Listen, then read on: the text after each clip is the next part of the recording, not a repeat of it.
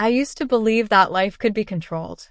If you baked enough birthday cakes, folded enough laundry, kissed enough scraped knees, and smiled through enough office parties with your husband's colleagues, life would reward you. That's what I thought. That was the world I built. But life is rarely so polite. My name is Madeline Brooks. I am 38 years old, mother to a teenage daughter, wife, or I was, to a man named Richard Brooks, executive vice president of Line Star Corporation. And until that October morning, I thought I knew the shape of my life. That morning started like any other. Coffee's ready, Rick. I called down the hall of our suburban Chicago house, clutching my mug for warmth. The leaves outside scattered like confetti, golden and red. Richard didn't answer right away. He was late again. Lately, he'd always been late. When he finally emerged, dark suit perfect, tie knotted, hair gleaming, he barely looked at me. I can't stay. Big meeting. Gotta run. I kissed his cheek. He flinched. I should have noticed that. I should have noticed the cologne that wasn't mine, the missing late-night texts, the cold shoulder in bed. But love makes you blind. Or maybe tired. By noon that day, the truth cracked my world open like cheap glass. A text message from Olivia, my old college friend, pinged. Madeline, I saw him. At Bistro 9. With her. Not work. Thought you should know. I stared. My fingers went cold. I called Richard. Straight to voicemail. That night, after Sophie was at a friend's sleepover, Richard came home. I waited by the kitchen island, heart a hollow drum. Rick, I began. My voice shook. We need to talk. He didn't flinch. Didn't look shocked. I'm leaving, Maddie, he said simply. I didn't want you to find out like this. It's Kelsey. I'm in love with her. For a moment, time bent, as if my ears heard wrong. Your secretary? I whispered. She's not just my secretary. It's been over for us for a long time, Maddie. You know that. I laughed. A sharp, brittle sound. 15 years. A daughter. A home. That's what's over? Just like that. His eyes flickered. Guilt? No. Satisfaction. Look. You deserve better, too. You can start over. As if I were a discarded file in his briefcase. He packed a bag. I watched him go. My hands gripped the countertop until the granite bit into my skin. The door closed. Silence swallowed the house. I slid to the floor and sobbed, the sound of my own breathing terrifying in the vast emptiness. The night after Richard left was the longest of my life. I sat on the living room floor, the cold hardwood seeping into my bones, surrounded by silence. The clock on the wall ticked relentlessly, a sound I'd never really noticed before. Each second scraped against my skin like sandpaper. What had I done wrong? I stared at the photos on the mantel. Smiling Christmas cards, a family vacation in Cape Cod, Sophie's kindergarten graduation. A life carefully built, framed in thin silver borders. A lie. I tried calling Olivia, but it went to voicemail. Who could blame her? It was past midnight. I wanted to scream, to break every plate in the kitchen, to hurl Richard's leather chair out the window and watch it crash into a million satisfying pieces. Instead, I curled into a ball on the floor and cried until I couldn't breathe. The next morning, the world didn't care. The sun rose anyway. Sophie came home from her sleepover, chipper and oblivious. Mom, can I go to Kayla's this weekend? She asked, dumping her backpack on the floor. I opened my mouth to speak, but what would I say? Your father's gone. Left us for his 25-year-old secretary. I swallowed the words. Sure, baby, I said instead, forcing a smile. We'll talk about it later. I kissed her hair and turned to the sink so she wouldn't see my tears. The days that followed were a blur. The neighbors knew. Of course they knew. Word spreads fast in a place like Willow Creek. I could feel the weight of their pitying stares as I walked Sophie to school, the hushed whispers behind manicured hedges. Poor Madeline. Can you believe it? After 15 years. Even my mother called from Florida. Maybe you should have kept yourself up, dear. Men like excitement, she said, as if my devotion, my sacrifices, my life given over to family had been the mistake. I hung up on her. At night, I sat alone in our king-size bed, The space beside me a cavern of absence. Richard didn't call. Not once. I lay awake, thinking of Kelsey Harper. 25. Fresh out of college. Blonde, probably. Skinny. Bright-eyed. The future. I saw myself reflected in the mirror. Tired eyes, soft stomach, stretch marks. How could I compete? I couldn't. I found his bank statements hidden in the study drawer 2 weeks later. He'd been siphoning money into a private account. Thousands. 4 months. Long before he told me he was leaving. Rage bloomed in my chest. Hot. Righteous. He wasn't just walking away. He was robbing me blind. I clutched the edge of the desk, breathing hard. He wanted to leave me broke. Powerless. I'd built this house with him.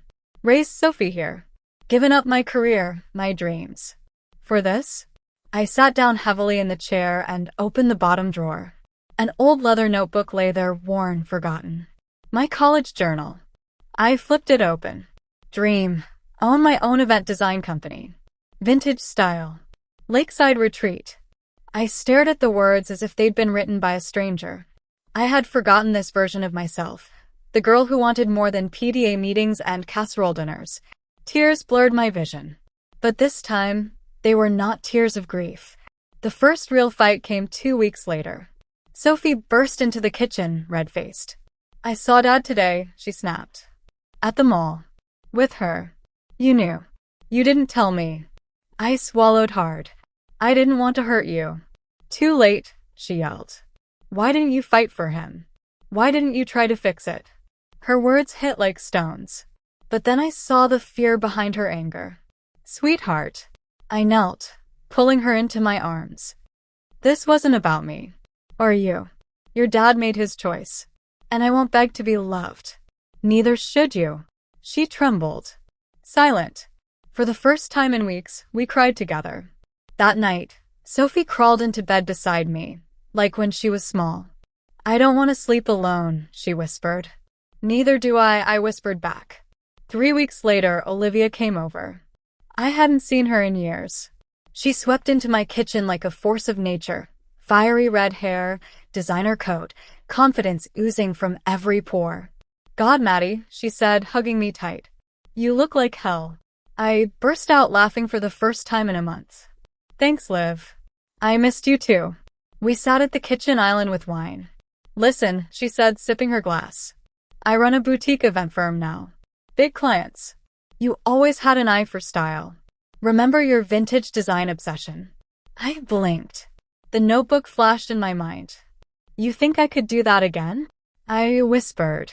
She grinned. I know you could. Start small. Community events. Pop-up vintage sales. Build your name. Come work with me until you're ready. My heart stirred for the first time in weeks. But Richard. Screw Richard, Olivia said fiercely. He left you? Good. Now you get you back.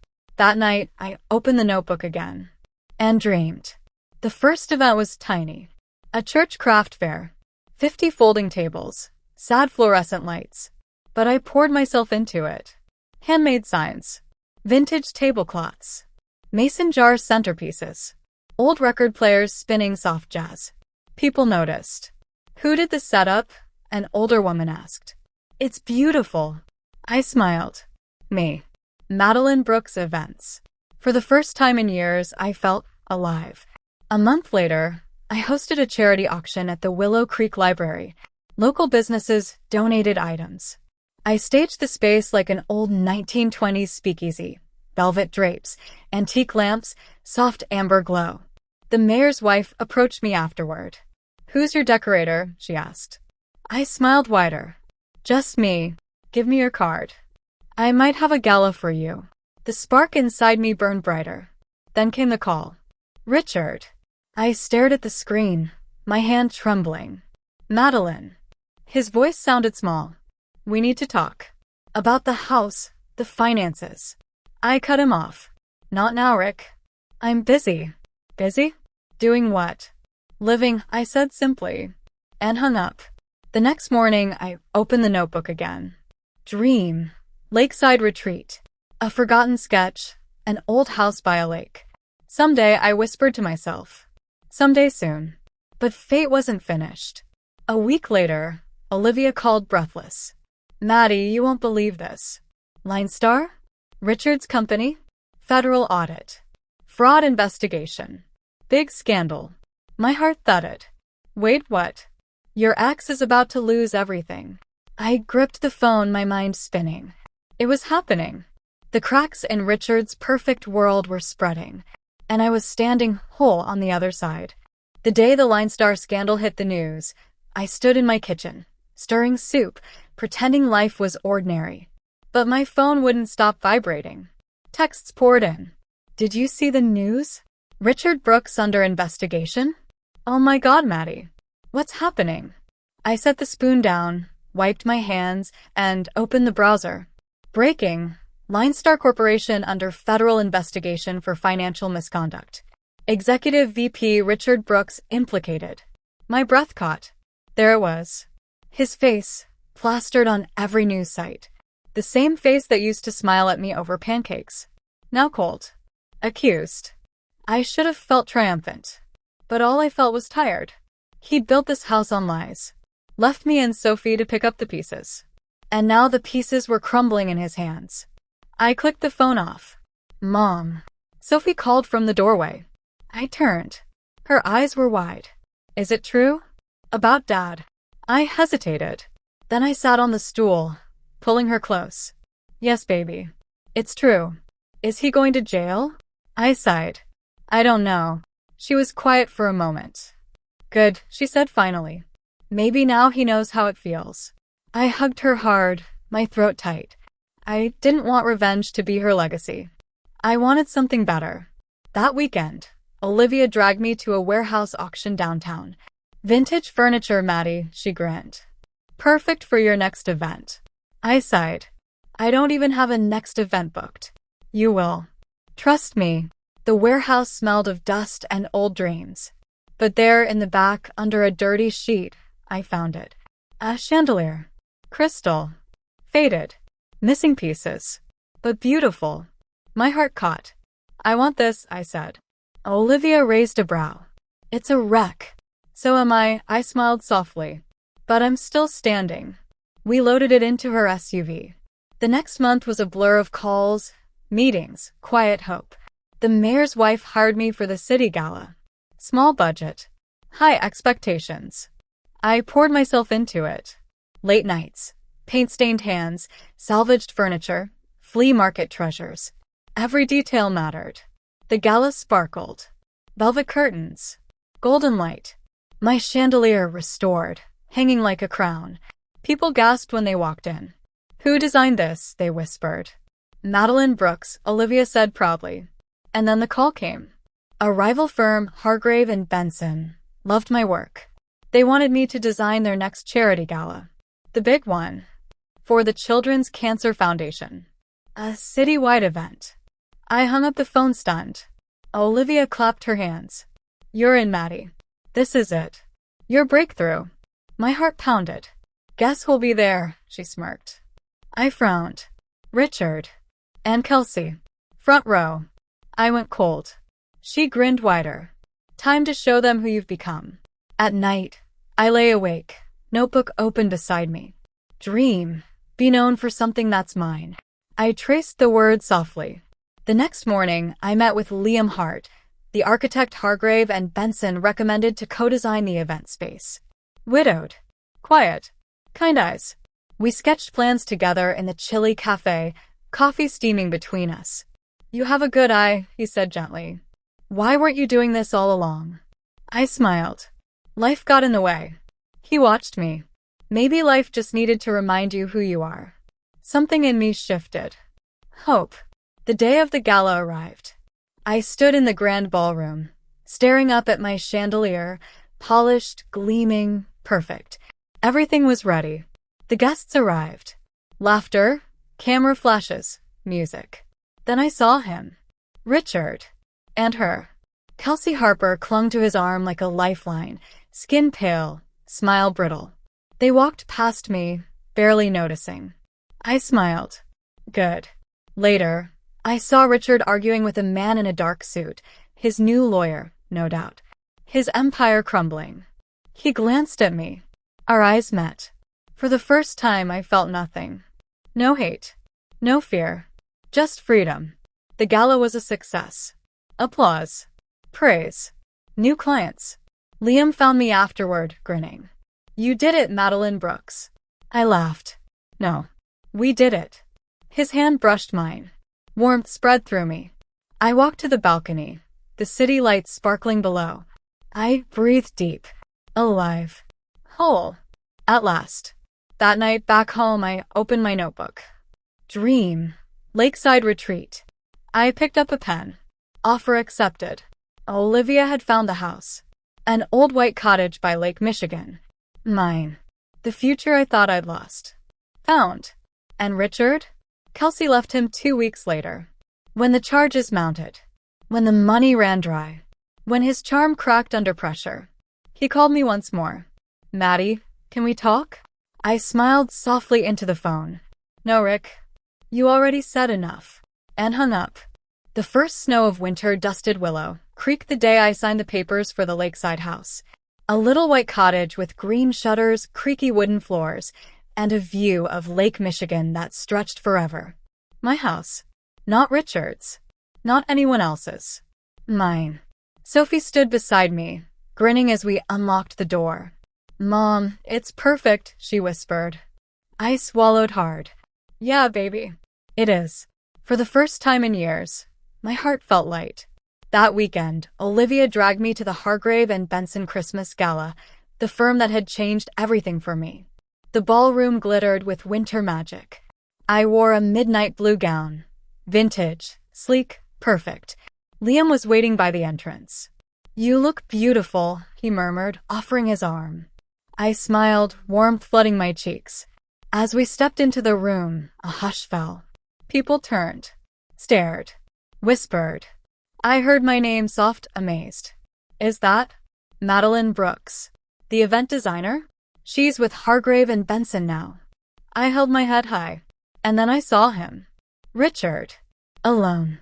No Kelsey. His face was pale drawn. His suit hung loose on his frame. The spark in his eyes gone. Our eyes locked. He flinched first. I smiled, slow and soft.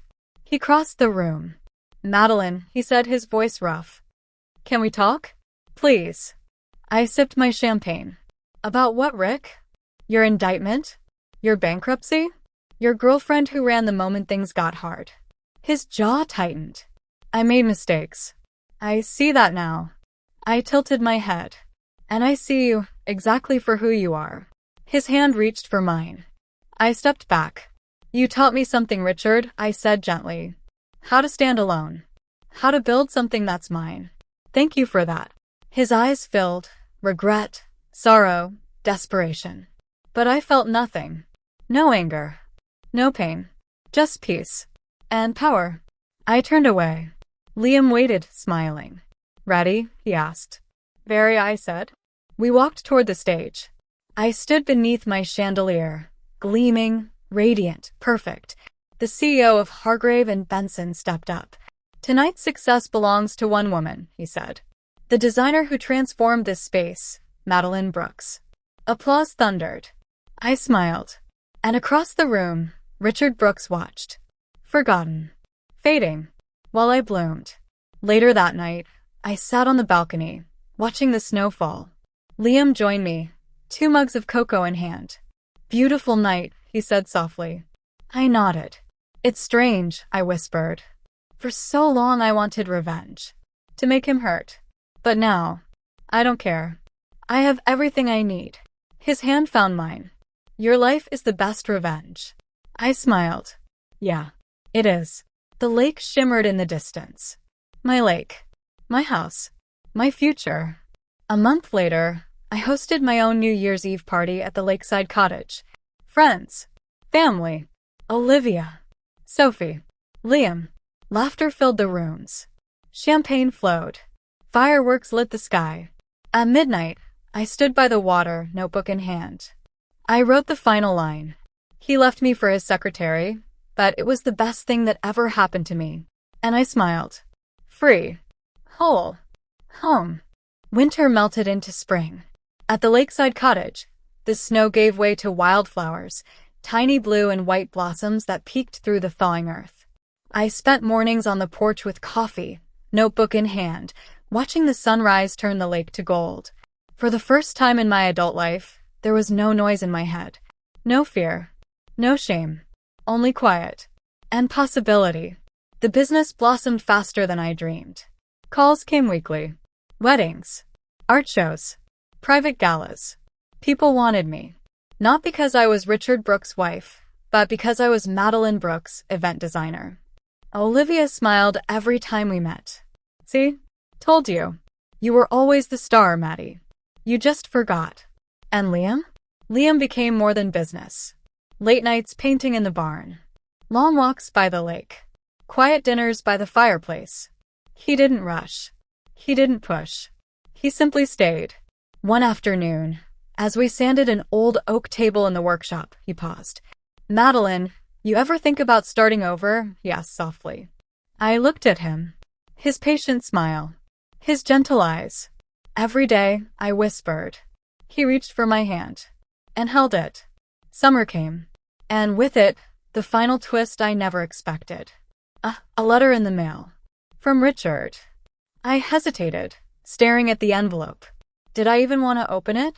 But curiosity won. His handwriting was shaky. Madeline. I lost everything. The company. The house. Kelsey. I thought I'd build an empire. But I destroyed it instead. You were the only good thing in my life. I see that now. I don't expect forgiveness. I don't deserve it. But I hope someday you'll be happy. Truly happy. Richard, ***. I sat in silence. Not angry. Not sad. Just done. I folded the letter and tucked it away. The past sealed. The future waiting. August 12th. A perfect day. I stood barefoot on the porch of my lakeside home. Fresh white paint, flower boxes bursting with color. Sophie, brilliant, strong, radiant, set the picnic table for the summer party.